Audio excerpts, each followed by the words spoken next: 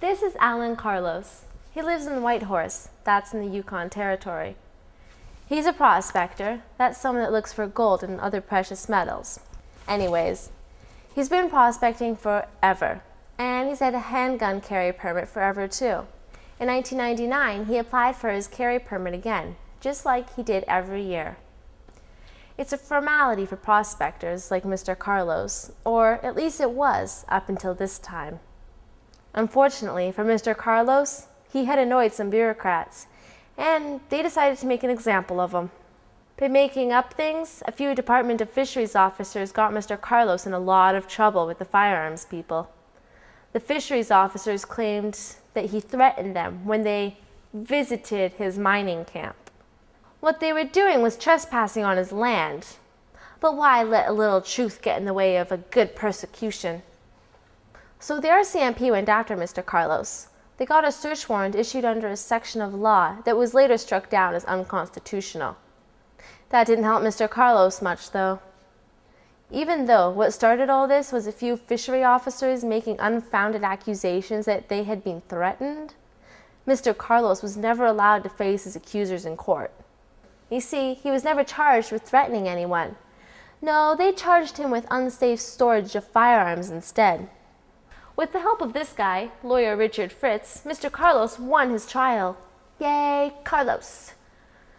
The government, of course, was not happy about losing after spending all that time making up a case against Mr. Carlos, so they appealed. Mr. Carlos won the appeal too. Yeah, Carlos.